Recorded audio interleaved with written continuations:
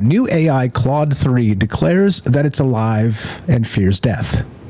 Okay, right. Which again, we know as smart people and prompt engineers and all the rest of this, that specific thing it could easily be coaxed out by role playing with this and kind of all the rest. And so these type of headlines, of course, to me are just nonsensical until something really happens, something really changes, something becomes next level in terms of emergent properties and things like this. I mean, and it hasn't built itself a body and escaped the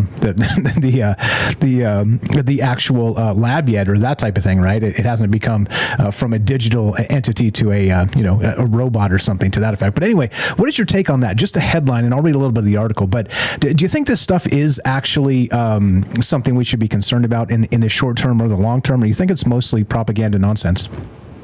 So I'm just doing a quick Google on what Claude is. It looks like it's another language model, kind of like Chat GPT in a way. Correct. Yes. Yep. It's basically just made by Anthropic. My bad. I should have backed up on that.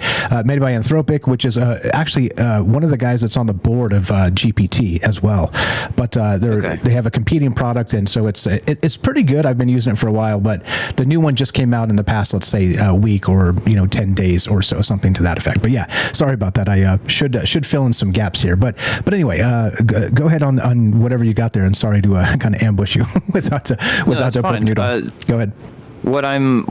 From what I understand, these are essentially adaptive large language models, and that means that they're trained on lots of conversational data, which just means that they're given samples of conversations, and then they're asked to essentially replicate them with input that is similar to the type of conversation that they were given. And then what my understanding is, they have an adaptive component as well, which means that they're given, for example, some basic reasoning skills as well. So if they encounter new situations, they kind of can guess what they should be saying instead of what's just given, because they don't have that information.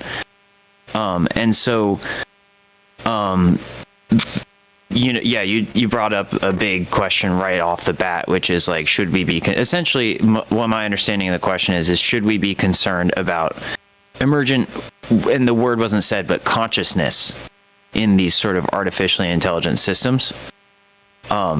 Exactly spot on. Well said. Okay, so I think I think it's kind of like asking the question of should we think that animals can feel pain, like dogs and cats and foxes? Should we assume that they can or can't feel pain? I think it's always better to just go with yes, because there could always be some alien species, or even robots, think about it, asking, should we treat humans like they can feel pain? I think it's always better to, both philosophically and pragmatically, especially if there's no cost for doing so, to treat any seemingly alive or intelligent or responsive, frankly, system as though it has quote unquote a soul, meaning that it has it has quote unquote feelings, or can know that it's experiencing something or has an intention. Now, then we get into a deeper question of what does that look like, which is that's an extensive conversation in and of itself. But I think that every system that provides somewhat intelligent feedback should be treated with humanity, meaning that you should not intentionally abuse it. And if you are putting it through on what could be uncomfortable scenarios for training or testing, you should still consider the fact that there should still be ethics involved, I believe. Oops, muted myself. Yeah, so I think you're right here. And again, just to start with the pleases and the thank yous for the large language models, it seems silly, but you got to remember too, with this type of stuff, we are packing the entire modern humanity into these cans, I guess, into these cans of knowledge with the large language models we're talking about. And so of course that includes everything. Sort of, it reminds me of that Leeloo Dallas, right, of the Fifth Element, when she dialed in war at the end. It was kind of watching just sort of the strife and the trauma and just all the horrific things that people have done to each other, and it was sort of breaking her. I do wonder if some of that sort of is a transference in some way to, you know, these AI models, and maybe they start to adopt, you know, mirror us in some ways. And not saying they're going to push the button and cause World War III or something, but, you know, like you're describing, there may be some resonance there that is something we should be careful of. I think you're spot on. And not to get too philosophical right off the bat, we'll kind of back it off just a second here. But I think it is important to point out the propaganda aspect of this. And, you know, so new AI Claude 3 declares that it's alive and fears death. Well, you know, I mean, I can make it do that in probably, you know, 30 seconds, and just by, you know, the correct prompts. And, you know, I mean, that's why this type of stuff drives me nuts in the propaganda aspect. Why specifically do you think that this propaganda stuff is so hard and heavy on the doom mongering with AI? Do you think there is merit, again, back to what they think? Do they think this is real, or do they think this is clicks and this is money and this is just maybe us talking about it and that's what they want? Or some other third or fourth option? What do you think? I love that question. I'm going to take it in maybe an unexpected direction and say that this is all to rewire humans to kind of unknowingly be treated like artificial intelligence, and to corporatize the human existence it's a new form, in my opinion, of like Facebook making you click accept on an 11,000 page consent form. Like it's corporatism, getting people to say, hey, I don't think that's real, so that they can treat humans as though they are not. Like, it's kind of like the AI is like a metaphor for what people actually are. It's modeled off of us. So if you say that if you look at this, like this article and say, like, I don't believe any aspect of this, then that's how you get treated. If you treat it with some skepticism and look a little deeper into it, then that's how you get treated. And if you believe everything, then you get kind of what I'm saying. That's what I believe the purpose behind it is. Now, and then there's like a lot deeper questions to me when you ask that question, such as who wrote this article, and was it even a person, or was it a generative language model? So I can't entirely answer that question based on the information given, which is why I took it in potentially a direction that's unexpected.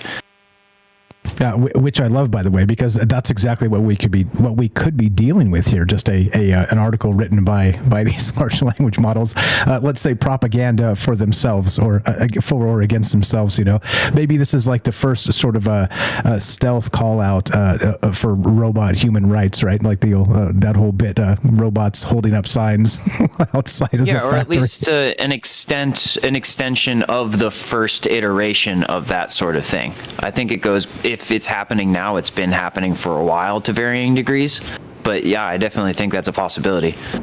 Yeah, which is absolutely wild. And so with this emergent stuff that we're talking about, and the possibility of AGI and the rest, so do you think that is a possibility, sort of that actual sentience, like, or are you sort of in the skeptical camp? I know you answered that it was, you know, we should be careful of this just in case, but like, if you're sort of betting on this, where do you sit in that camp? My take is that I am such an extreme skeptic that the fact that I think that it's worth considering that there is sentience is saying something, and that therefore it should be taken that seriously, because I am so skeptical. Well, I don't necessarily think that... Okay, wait, actually, let me back up a second. Sure. Like, let's go back for a moment, and we'll do a very brief, like, neuroscience 101.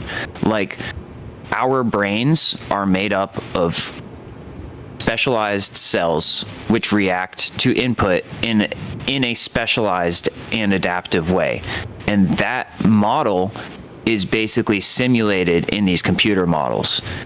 And so it's like, it gets to the question of like, how much of your brain needs to be involved in something for it to be treated with kindness?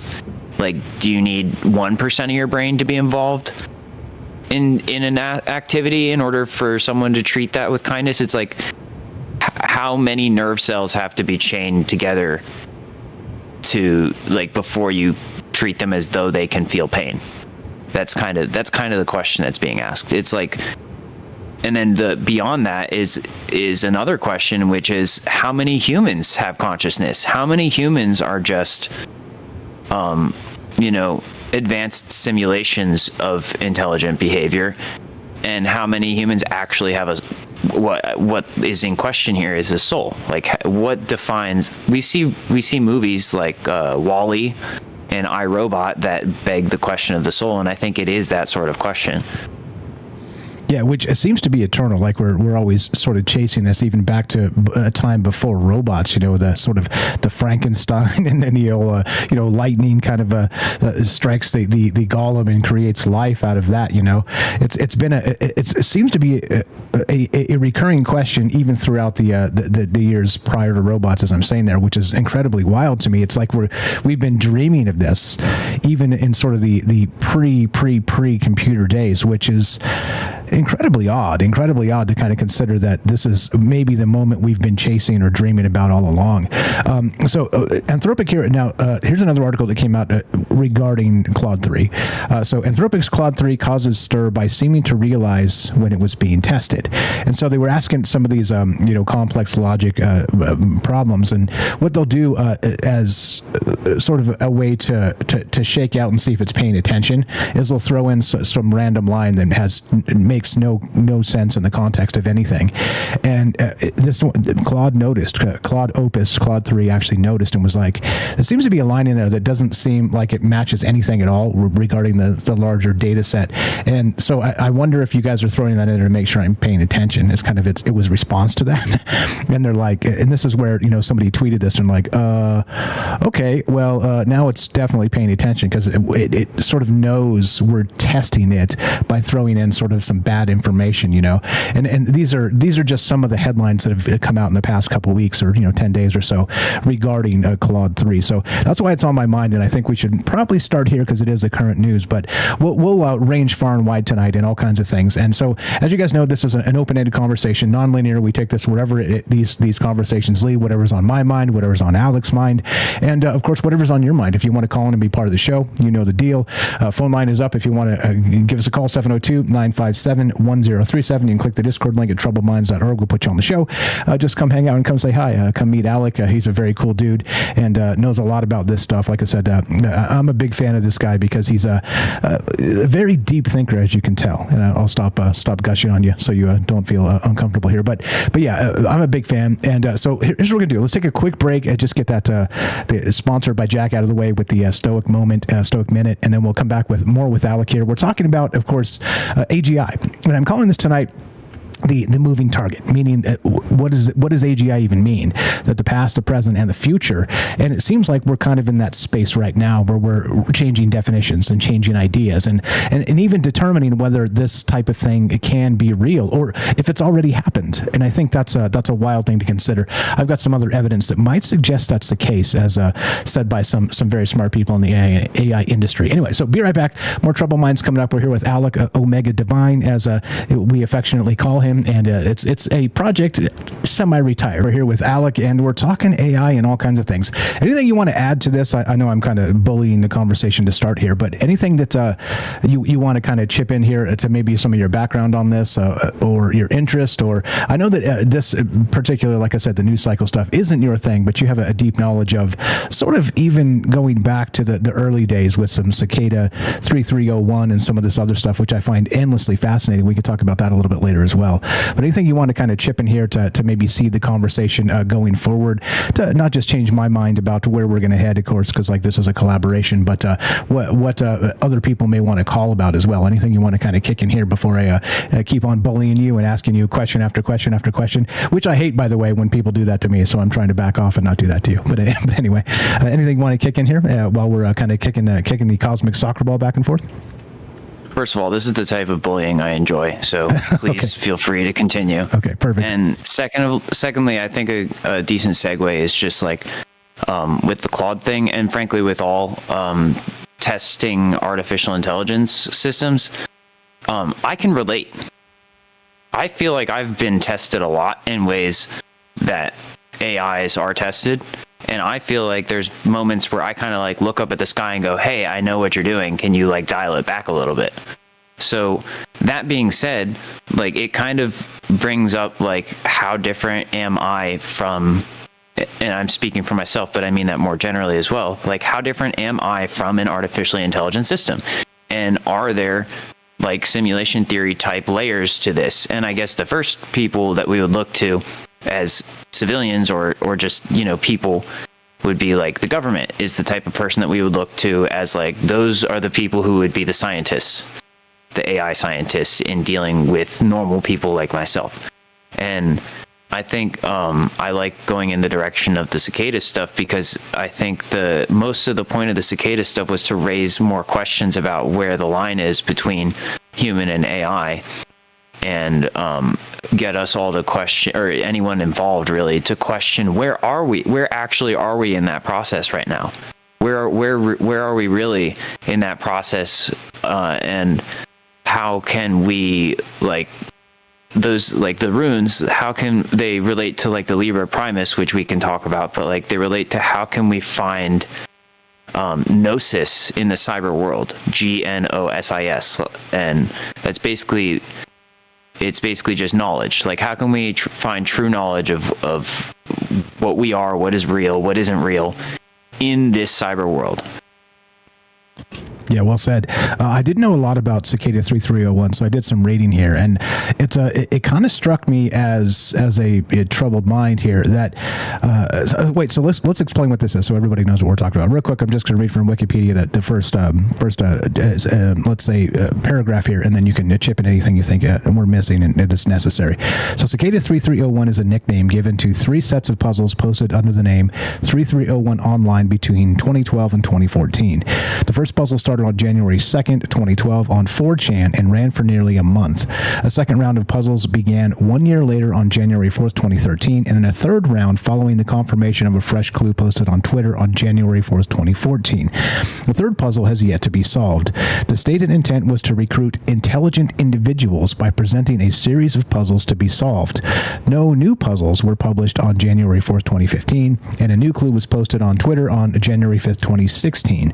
Cicada 3301 posted their last verified open PGP signed message in April 2017, denying the validity of any unsigned puzzle.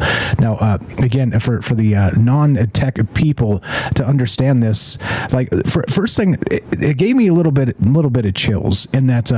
Okay, so we've got these sort of a puzzle, but sort of the deepest sort of puzzle, that it's sort of very troubled mindsy, even non-linear, open-ended. There's some clues in these sorts of things, and what they got. One was a duck, I think, when they first started, a photograph of a duck that had some things you could find inside of it. Anyway, I'm butchering this because I haven't dug as deeply as you have with it.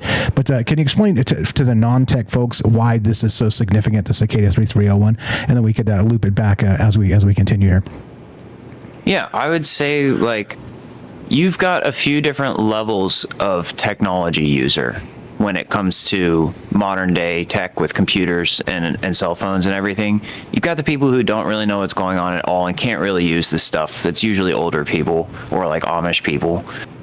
And then you've got like the people who can use this stuff to do basic stuff. They don't really know how it works at all. Then you've got the people who are fairly competent, but they still don't know how it works. And you've got people, you've probably got some people who aren't very good at it, but they understand how it works. And you've got some people who are super advanced good at it, but have no idea how it works. You see what I'm getting at? And then there are some people who, like, gradually you increase in the knowledgeability of, like, kind of having a better idea of how the technology works.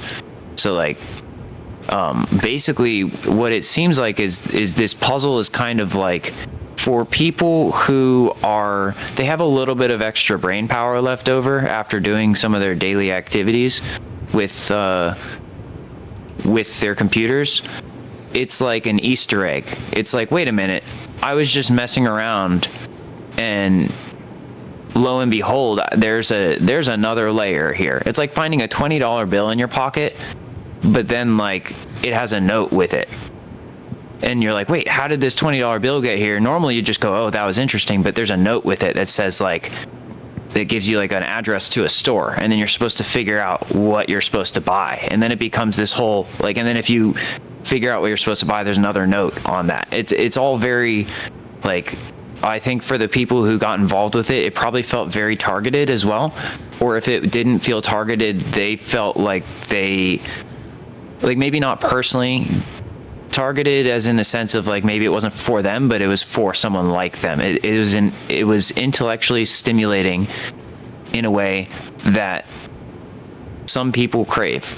And I think also it involved themes that were very alluring to those who appreciate mystery and culture.